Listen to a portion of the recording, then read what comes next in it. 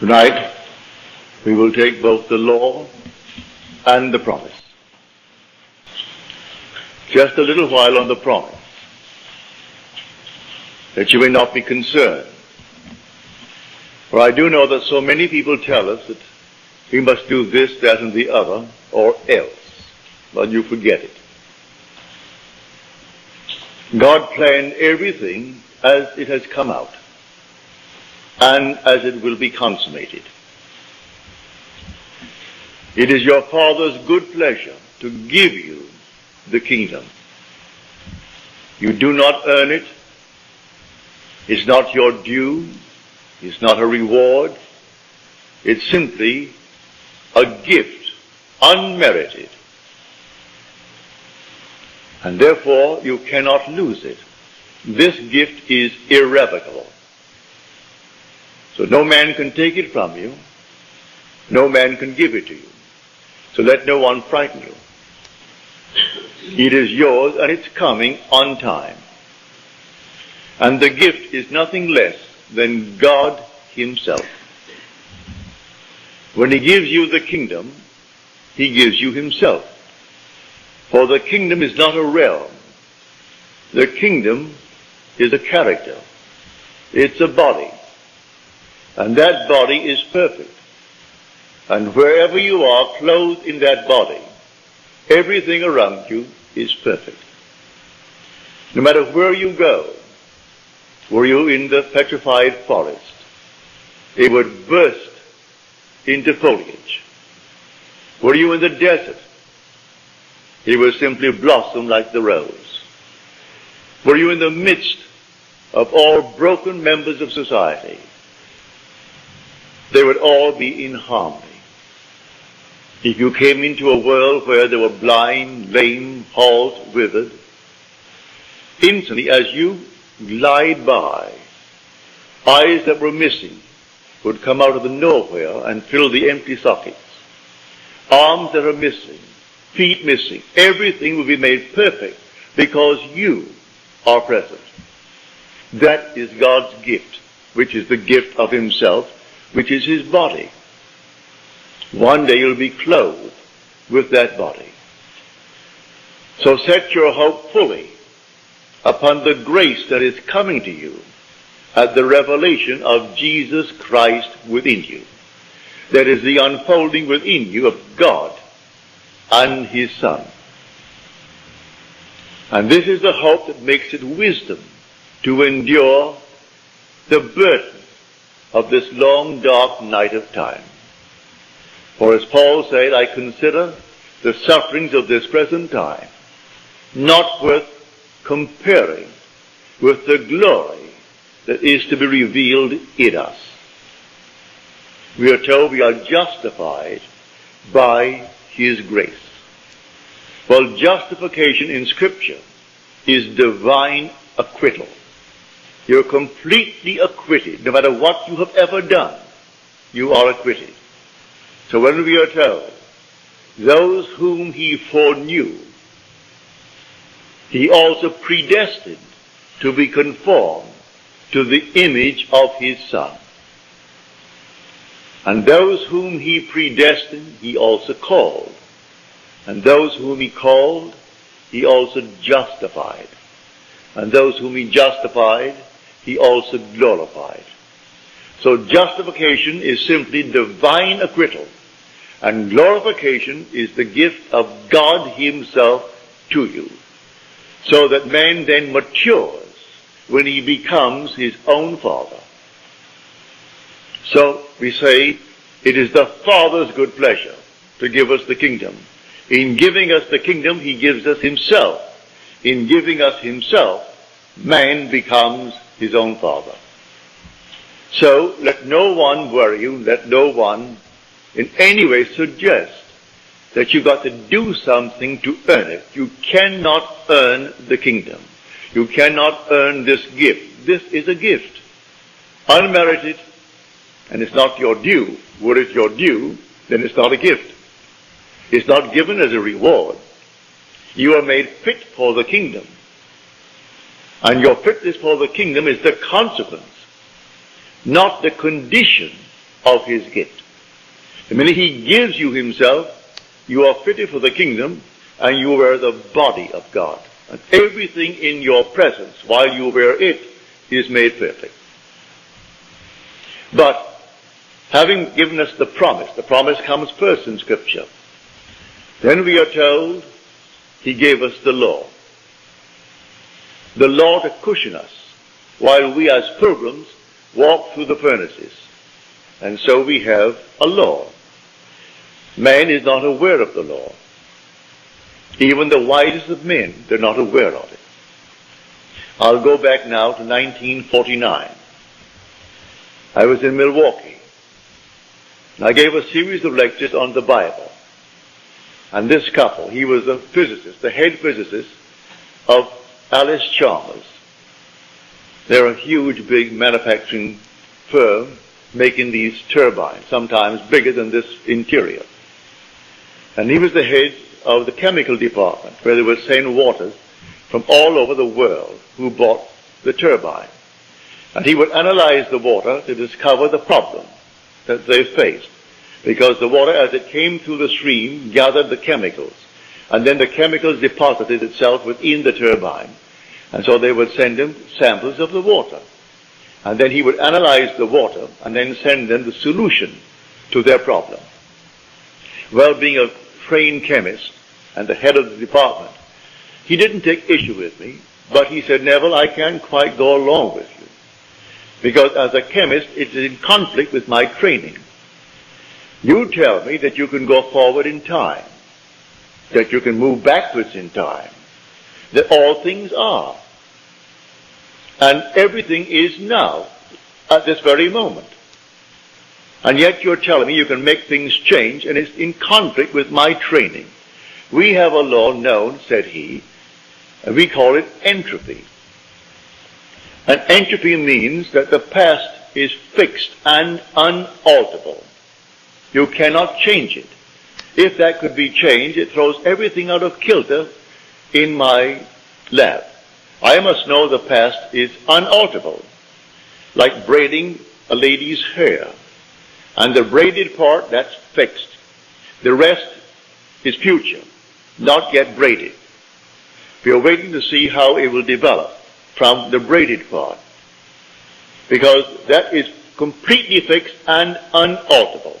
And you tell me it is not, that the whole vast world exists now, past, present, and future, and that you can go into these sections of time in a world that is finished. But I can't go along with that. That's perfectly all right. I'm not a chemist. I'm not a scientist, so I cannot argue the point with you. I only know my visions. And I teach vision as I have actually experienced it. And I can go into these spots. I have gone into these places, and the past has not passed away. And it's fixed, as you say, but I'm quite sure one could go back and revise that past and change it. And I can go forward into the future that I do know and set it up to walk across a bridge of incident. When I come to that point in time where I have entered, it takes on the color and the tone and the reality that I assumed it to be when I entered that state. Can't be done. But he was a very honest man, as most of these fellows are. They're trained to be honest. How else could they achieve what they do achieve in science unless they're perfectly honest with themselves? Well, in the month of November, I received a letter from him. And he sent me the Science News letter dated October the 15th. And it was all about the positron. And the one who wrote it was Professor Richard Feynman. He was then professor of physics at Cornell University. 20 years later, only last year, they granted him the Nobel Prize in Physics for that paper. It took them 20 years to recognize what he said as theory back in 1949. And if I can quote it, this is it. The positron is a wrong-way electron. It's wrong way in every sense of the word. It moves backwards in time. It moves from where it hasn't been and speeds to where it was an instant ago. Arriving there, it is bunked so hard, its time since is reversed, and it moves back to where it hasn't been. Now that is not Neville speaking, that is Professor Feynman. For that he got the Nobel Prize last year. He said it's not only backwards in that sense, but even its charge is backwards. It's a positron, it's positive and not negative. And yet it is an electron. When they first observed it, or rather had it as theory, they did not want to admit it, but yet it fitted in with Einstein's theory, mathematically. So they had to in some way accept it, but no one had ever photographed it. Then came someone who photographed it in their studies of the cosmic rays. And here it was the actual positron. It seemed as though two were developed at a certain point. And it wasn't, said he, that one coming back, which was the positron, should, if it is bumped, it should be deflected and continue on its course, but deflected course. On the other hand, if it's bumped so hard, it's not deflected, it's reversed and moves forward in a normal manner to where it hasn't been. Well, I told him that I would sit at home and I would go into a section of time, even this year, for instance. This is now only April. I put myself in Christmas. I would feel the stores are all dressed for Christmas. I could hear the music of Christmas, all the carols. I'd walk through Saks Fifth Avenue in New York City, going to Best, going to the other, and I would feel all that I would feel if it were true that it's Christmas. That is the month of Christmas. And then when I feel that it's all Christmas, then I would feel that things are as I desire them to be back in the month, say, of March or July, which was certainly not Christmassy. So take a hot, hot day in July, and I'm feeling it to be cold, and snow on the ground, and all the dressings for Christmas. And then I would open my eyes and bounce back and shock myself, because it seemed so real to me that when I came back and opened my eyes upon July, and it's hot, I thought, now, are you kidding yourself? No, when I went forward in time, quite normally, waiting out the days, the months, to the month of December, things happened as I actually had assumed that they would. I went forward and predetermined what would happen. Well, when he sent me this, he wrote a sweet, lovely letter saying, Neville, I must confess, I didn't see it. No one saw it until Professor Feynman in his lab discovered this. But he discovered it by theory. And you tell me you know it by vision. You're not a scientist, and yet all that you said to me, which I could not believe, and even at this moment it's difficult for me to believe, here comes a great professor, a theoretical physicist, and he is the one who wrote this paper. For that he got the Nobel Prize last year. He worked on our atomic bomb, he worked on the hydrogen bomb. Then he asked the government to relieve him of the secrecy imposed upon him because of his position. And he came here to Caltech and taught at Caltech theoretical physics. He said, I want the freedom of imagination. I didn't want to be confined with the secrets of government so that I could not express myself. Leave me alone, all in theory. So he goes blindly on with his mathematics and his theory, bringing out these concepts, all theory. Well, mine is not theory. I go into these states. Now, look at it this way. See the whole vast world as infinite states. All states. If they're all states, and you are an immortal being, you're not a state, you are immortal. You enter a state, and the state becomes alive. Therefore, you are not to blame if you enter a state unwittingly, and it's a horrible state. Man not knowing, yet you are in a state, they condemn you. But you have to express the contents of that state. If you enter the state of poverty, you have to experience poverty. If you remain in it, you must go and drink that to the very last drop, the dregs of that cup. If you go into any state and remain in that state, you're going to drink it to the very last drop. But you can get out of a state. You don't have to remain in it if you know it's a state. If you don't know it's a state, you identify yourself with the state and think that you're it. Man has identified himself with this little body, and he thinks he is it. So the day comes, he has to discard it because he's worn it out. As he discards it, all of his friends are crying to think he died. He can't die. He is an immortal being who wore a garment of flesh and blood. That same being who goes into states, remaining in a state, and the state has to be expressed by him who resurrected the state. For I am the resurrection and the life of that state. Now, you can change an individual with or without his consent if you so desire. Here is the story of a friend of mine. I persuaded him to give up his job here. I knew he was a single man, and he would like to do what I am doing. So I said, San Francisco is wide open. I only go there once a year for 4 weeks at a time. Now I have reduced it to 2 weeks at a time. But I used to go, in the early years, 4 weeks. I said, they need someone badly who knows this law. You can't teach the promise because you do not know it. You can tell it, but from hearsay, because you have not experienced the promise. But you do know the law. And you are presentable, you are a gentleman, you go up there, I will not give you any money.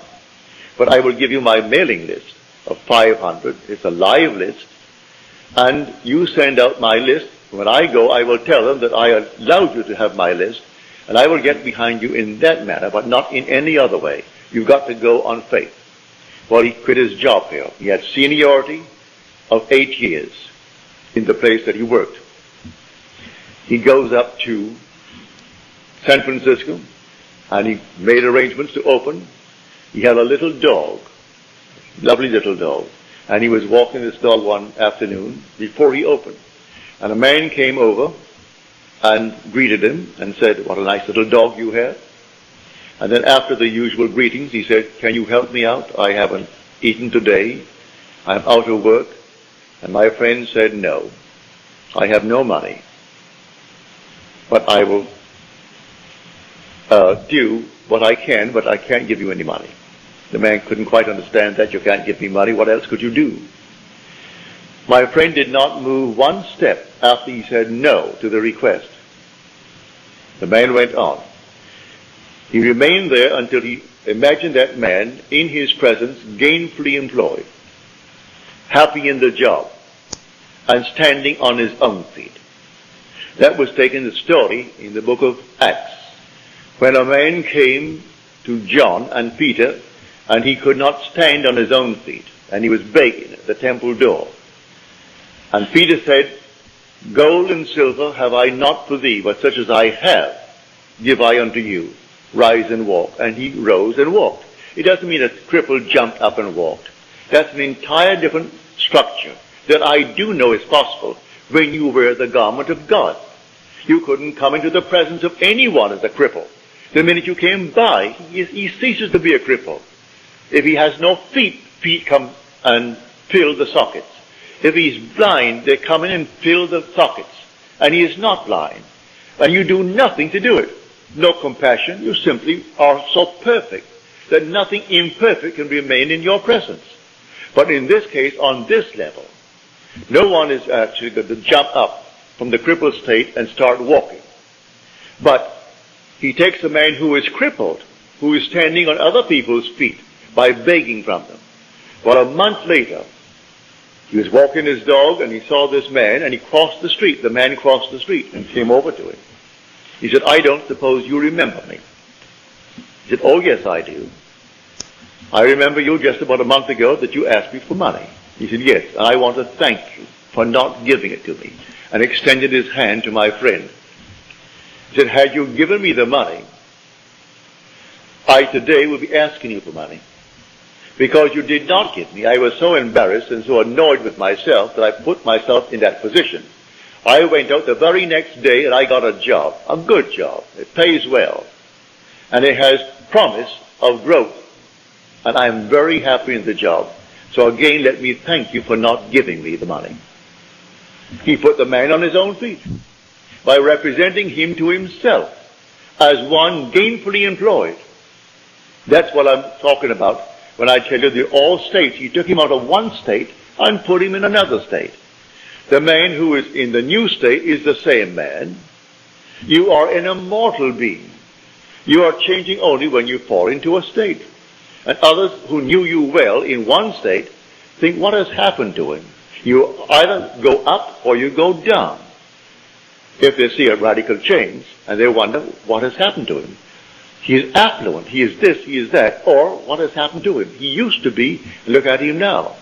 And not a thing changed with the immortal being who occupied the state, other than the state. He changed the state. Man, not knowing that, he condemns the state. When it's not the being that you're looking at a state. So God forgives everyone. He justifies everyone because he knows they're only in states. And the Lord created all these states. These are the states. So that's what Blake meant when he said, I do not consider the just or the wicked to be in a supreme state, but to be every one of them states of the sleep, which the soul may fall into in its deadly dreams of good and evil, when it left paradise, following the serpent. Following the serpent. When man left that heavenly state of innocence and came into a world of experience, of educative darkness, and experienced generation. For here we are generating and multiplying these garments to clothe the innocent one who has come down. So the whole drama is from innocence through experience to an awakened imagination. When the imagination completely awakes, that's the divine body, Jesus. That's God. And it takes all of this journey. We are the pilgrims moving through states. So I tell you, master the art of moving from one state to another state. You are not the state. You never have been and you never will be. The state, if you are going to condemn the state, but why condemn anything? Moving out of a state into another state. Move yourself out of one state into another state. So others say it can't be done. Leave them alone. They say it can't be done. You go about your Father's business, moving from state to state as you desire it. Now it all starts with a hunger. It starts with a real desire on your part. And all these infinite states are simply to satisfy the hungers of men.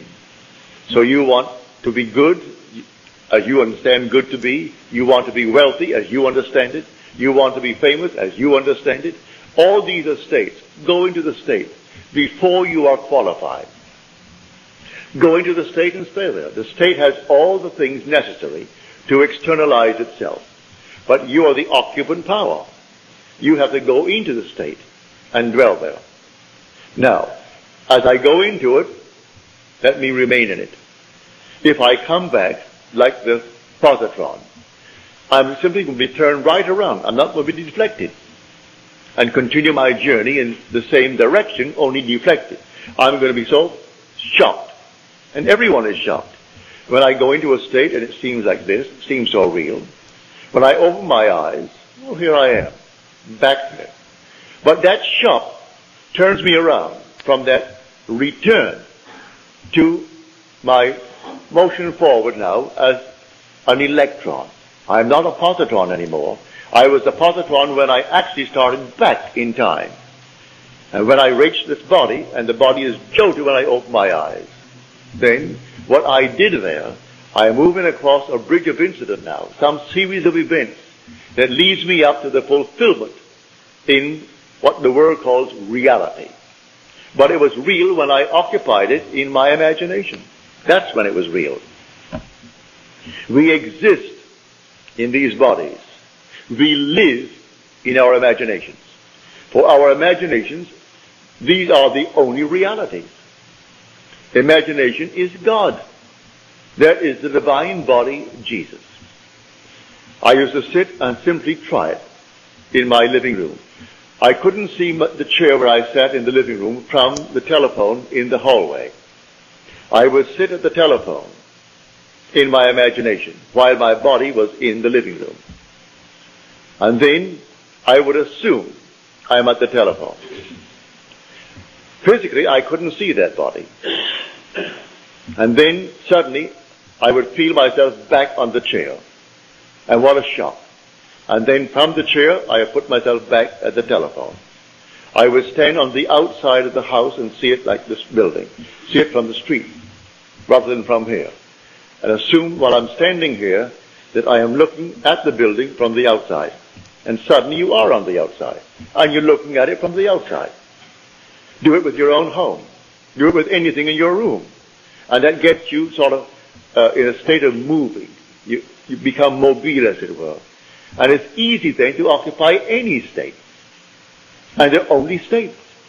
So when someone thinks themselves so important, it's only a state, but all right, that state in itself is important to them. And anyone occupying that state must do exactly what they would do. If I were in the state of Hitler, I would do the same thing Hitler did. Because it's a state. And if I fall into it, knowingly or unknowingly, I've got to play that part. So he does not consider the just or the wicked to be in a supreme state, but to be every one of them states of the sleep, which the soul falls into when it leaves paradise following the serpent. That serpent of generation. So here, you can be what you want to be, if you know that all these are only states. And in the end, you are justified. You are completely exonerated. You are acquitted, divinely acquitted. So let no one frighten you as to what you must do to earn the kingdom. You do not earn the kingdom. It's your Father's good pleasure to give it to you. And it's a gift that is not your due. It's not a reward for any good things you did. If you're in a state and you think that the good things you're doing is only the state, you moved into it, and I personally find it easier living in my world to be in good states. I find it easier to be kind than to be unkind. If I'm ever unkind, it hurts me more than anyone who received my dart, as it were. An unkind remark hurts me more than the one who received it from me. So I find it easier to be in that sort of a state. But eventually, you will completely awake with a gift, and the gift is God himself. There's nothing but God in this world. But nothing but God. Someone called me up and asked me about devils. That she went down to this Christian Science practitioner who now feels she is now hungry with devils. Well, they teach devils. How the devil does this, the devil does that. Just getting away from the first and great commandment, which is the great commandment, the Shema, the confession of faith in the Hebraic world. Hear, O God, the Lord our God, the Lord is one. The minute you get away from that, you have a devil. There's another God, another creator, another something. And you have 2, you're going to have 4, you're going to have 8, 16, 32, and so on. Always come back to that fundamental state. There is only God. And God is your own wonderful human imagination. When you say, I am, that's God. There is no other, and never will be another God. He is going to unfold himself within you and completely awaken. And when he awakens, you are God. And then you'll be clothed in that heavenly garment. And I'm telling you, it's a heavenly garment. I can't describe it other than to tell you, when you're in it, you're not standing on the earth. You're lifted off, as it were. And I can only describe it as air and fire. And when you glide by, and the sea of humanity, imperfect, you do not raise one little finger to change them. No compassion, because they cannot remain that way when you go by. And as you glide by, every one is made perfect. Every one, not one is left out. Doesn't matter what he did to lose his eyes, what he did to lose his arms, to lose his legs, to lose his tongue. It doesn't matter what he did. In your presence, he cannot remain imperfect. And everyone is made perfect. That is the kingdom. So it is your Father's good pleasure to give you the kingdom. So set your hope fully upon this gift. And then you can endure the temporary ills of the world. Because we are moving through all these things, and not every moment of time are we alert to these states, and we can fall into it by reading the newspaper, fall into it by hearing a news bulletin, fall into it by a little conversation with a friend.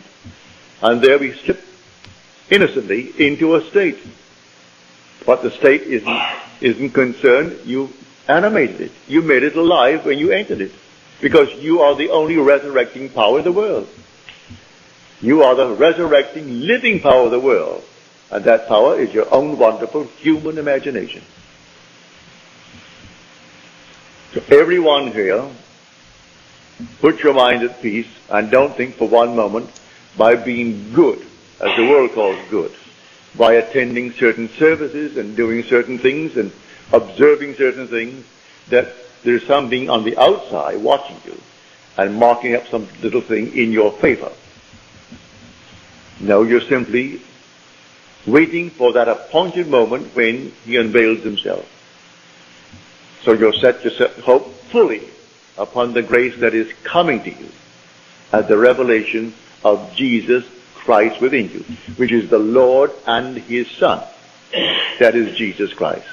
The Lord and his Christ. And Christ is the Son of God. And no one can say Jesus is Lord except by the Holy Spirit. And the Holy Spirit is the remembrance. Well, he doesn't really bring about that remembrance until the Son appears. And when the Son appears, memory returns, and then you know who the Lord is, because you know who his Son is. And you wear this little garment until a few more years. You take it off, and then you are not in this world at all. You are in an entirely different world, where everything is perfect, because you are perfect.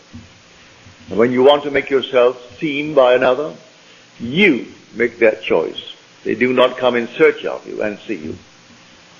I'll give you one little story. She doesn't come here anymore. She may not be in the city. But she told me one night quite innocently. She said, you know, I found myself out. I was very, very conscious. And I said to these people around me, do you know of Neville? And they said, yes. And then she said, who is he? And with that, she said, I was whirled as though I was some meteor flying through space, thrown out, as it were, and walked scared to death. You do not see one who has already been born from above until he chooses to show himself. He must manifest himself to you. You do not go looking for him. Because unless you are born from above, you cannot enter the kingdom. Even though it's his pleasure to give you the kingdom, it will come after your birth from above. Prior to that birth, he can't give you the kingdom.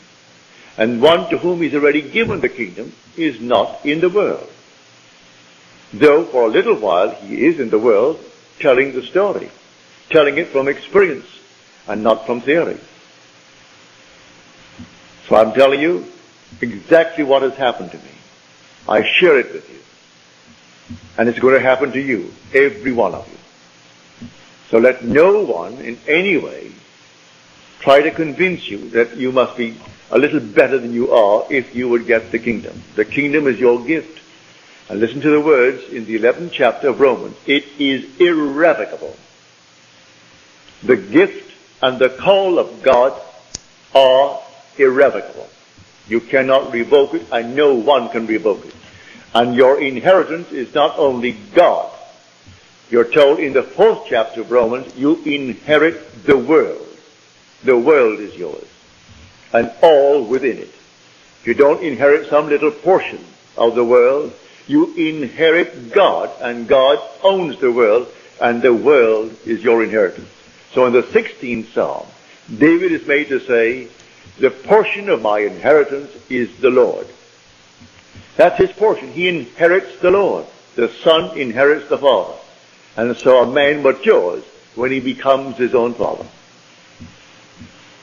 This is the great mystery of Scripture.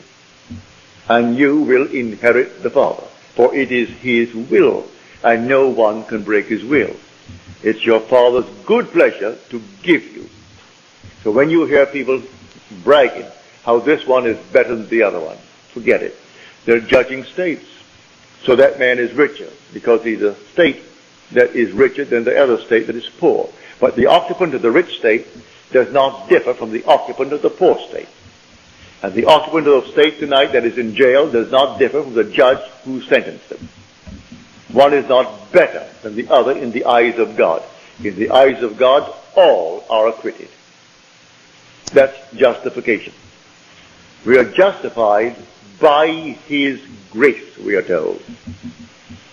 All are justified by his grace. And grace is an unearned, unmerited gift of God. And that grace is God's last, his final gift, which is love in action. And God is love. It's his gift of himself. And that's when he gives you himself. There's not a thing else to give. He gave you himself. And the whole vast world is yours.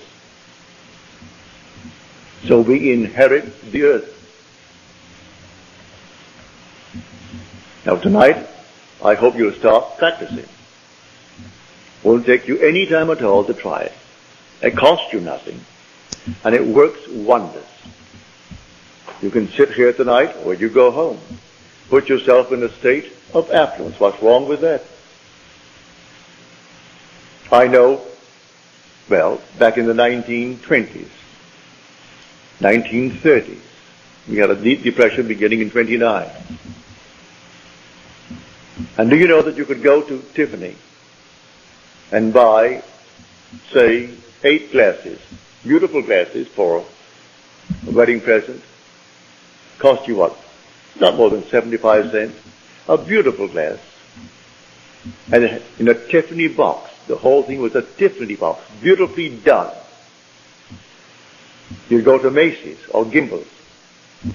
And you'd buy something not comparable for $1. $1.25. But the majority would not be seen dead in Tiffany. That was style.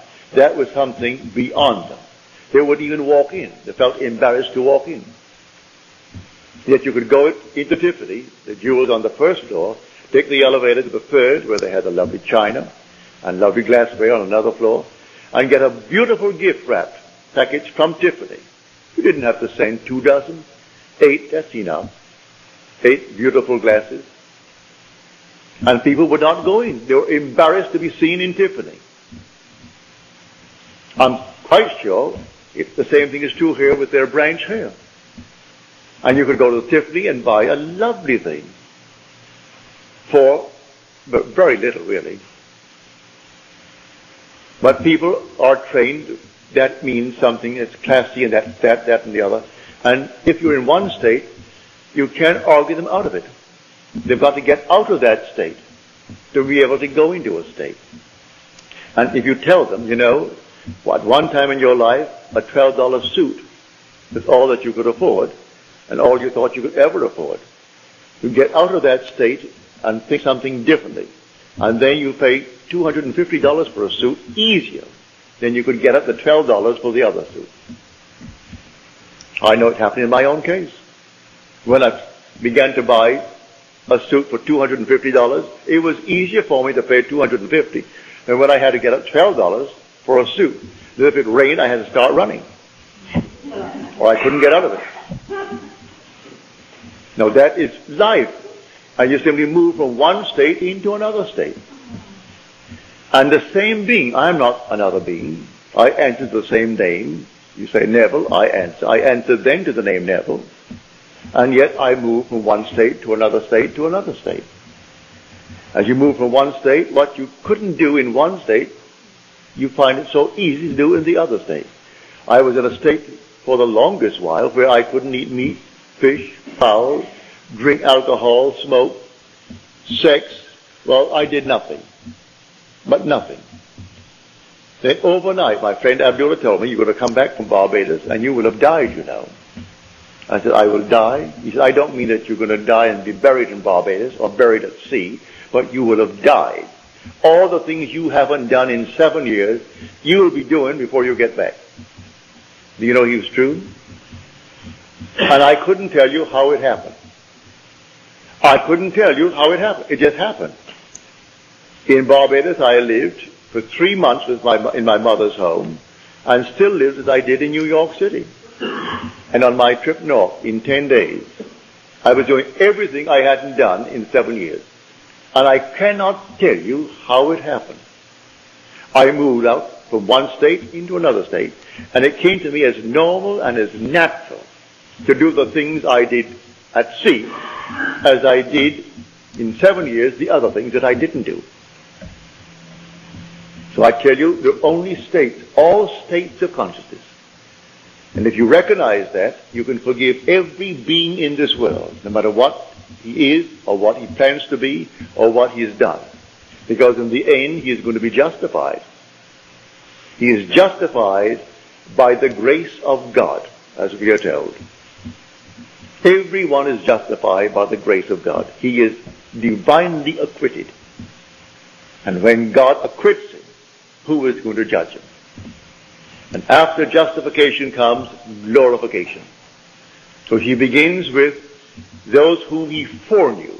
Well, he foreknew us, for he chose us in him before the foundation of the world. And if he chose me in him before the foundation of the world, then he knew me. And those whom he foreknew, well then, he also predestined. He predestined them to be conformed to the image of his Son, that which reflects his glory and radiates his glory and bears the express image of himself. I am destined to be that, to be the express image of himself. And those whom he then predestined, he called. Call my sons from afar and my daughters from the end of the earth. Call them all. And he's calling us one by one by one, for we are so altogether unique. He can't call us in pairs. Call us one by one. And those whom he called, he also justified. And those whom he justified, he also glorified. So you are destined to be glorified with God, as God. And it will not in any way be stopped by anyone.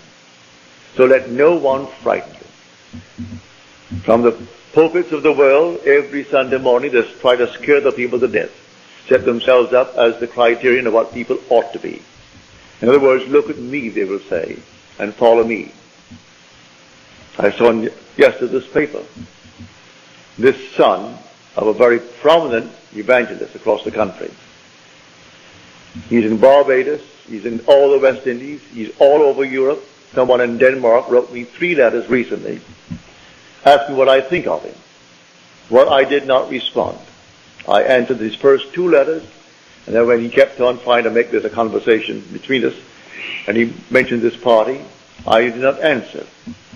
I never listened to the man. I've never read any of his works.